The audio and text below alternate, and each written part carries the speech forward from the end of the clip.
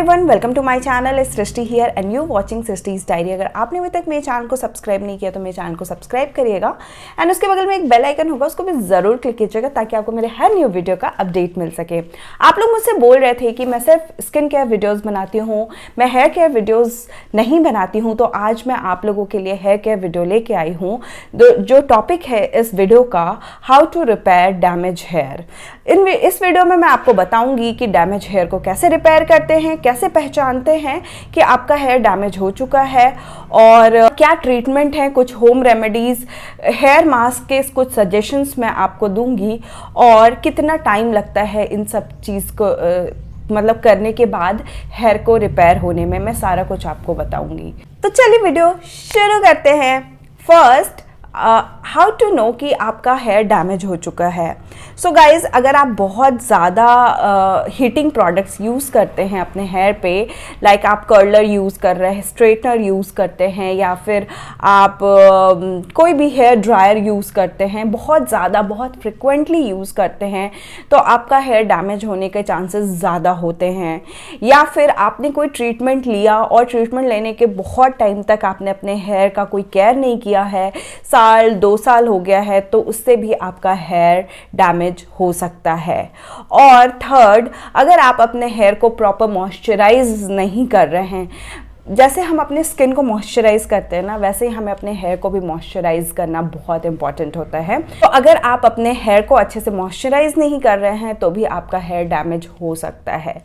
And in सारी चीज़ों से हमें कैसे पता चलेगा, तो अगर आप अपना एंड देखेंगे ना, अपने बाल का एंड देखेंगे, तो आपको दो स्प्लिट एंड्स दिखाई देंगे, 2 या 3, और कई बारी आपको रफ दिखेगा, आपका हेयर आपको बहुत ही ड्राई रफ सा दिखेगा, बहुत जल्दी उलझेगा। जब भी आप कंघी करोगे ना तो बहुत जल्दी उलझ जाएगा, आपका बाल अच्छे से डिटैंगल नहीं होगा और बहुत ज़्यादा बाल रफ टूटा टूटा सा निकलेगा। और जब भी आपका जो हेयर फॉल होगा ना, अगर आपका डैमेज ड्राई हेयर है तो आप देखोगे आपके आधे आधे बाल निकलेंगे, तो इसका मतलब है कि आपका जो बाल है ना वो काफ़ी वीक हो गया है, वो डैमेज हो चुका है। सो बहुत इंपॉर्टेंट है इनको रिपेयर करना और बहुत इजी भी है। सबसे पहला इंपॉर्टेंट है कि आप अपने हेयर को ट्रिम करो अकॉर्डिंगली। आप देखो कि कितना हेयर आपका डैमेज है, उतना हेयर को आप ट्रिम करके हटा दो। ज़बरदस्ती का बड़ा लंबा बाल दिखाने का ज़रूरत नहीं है, क्योंकि वो जो डैमेज हेयर होते हैं वो आपके हेयर के लुक को ऑलरेडी बहुत ख़राब कर रहे होते हैं, तो उनको ट्रिम करके हटा दो। आपको, मुझे ऐसा लगता है 2-2.5 महीने पे एक ट्रिम लेना चाहिए बालों का, और उस ट्रिम में आप अपना स्प्लिट एंड्स हटवा लो, नीचे से इक्वल करा लो, जो भी आपको कराना है वो करा लो। घर पे भी करा सकते हो, पार्लर में भी करा सकते हो, it's up to you. Second आता है आपको moisturising hair care products use करना है। जिस तरह से हम अपने स्किन को नरिश करते हैं, मॉइस्चराइज करते हैं, हम अपने बॉडी को नरिश करते हैं, उसी तरह हमें अपने बालों को भी मॉइस्चराइजेशन का ज़रूरत होता है और मॉइस्चराइज करना चाहिए। तो इसके लिए आप जो भी हेयर केयर प्रोडक्ट्स यूज़ करेंगे वो काफ़ी मॉइस्चराइजिंग होने चाहिए।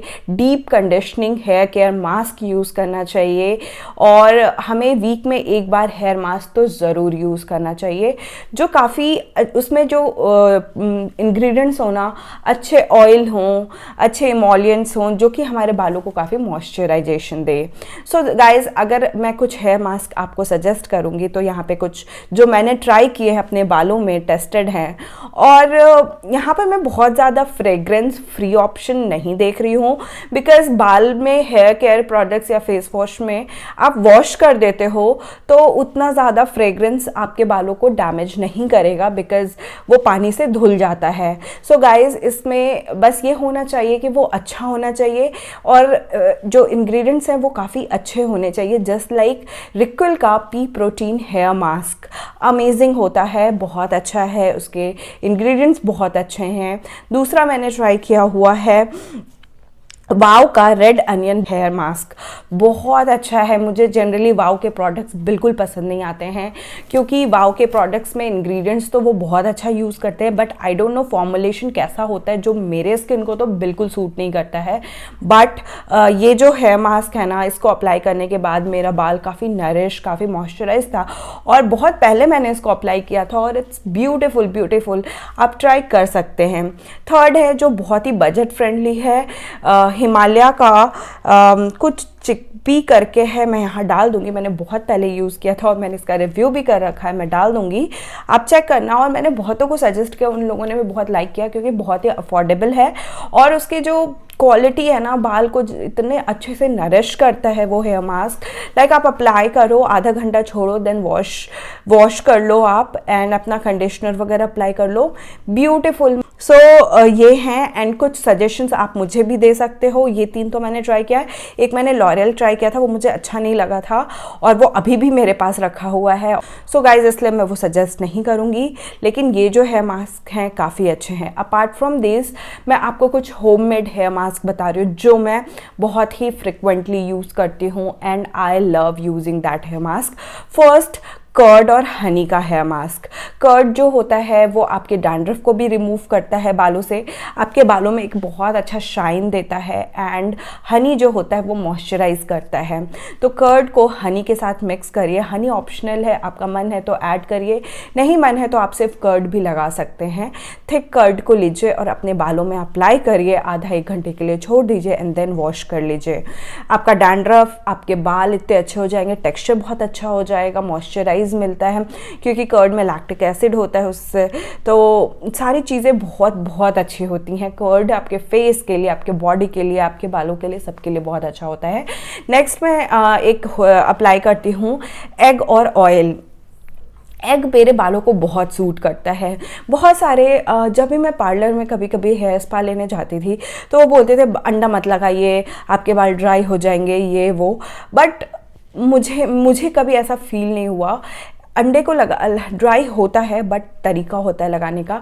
अंडे को अच्छे से मिक्स करिए ऑयल के साथ, एंड देन लगाइए, और सिर्फ आधे घंटे रखिए, 1-1.5 घंटे 2 घंटे रखिएगा तो बाल ड्राई होगा ही होगा, लेकिन आप सिर्फ आधे घंटे रखिए। एंड वॉश करने के बाद कंडीशनर, अच्छे से कंडीशनर लगाइए, एंड 10 मिनट छोड़ दीजिए कंडीशनर को। उसके बाद आप अपने बाल देखिए, लाइक आप धूप में खड़े हो गए ना, बिल्कुल बाउंसी और इतना सिल्की, इतना शाइनी दिखेगा, बहुत सुंदर दिखता है।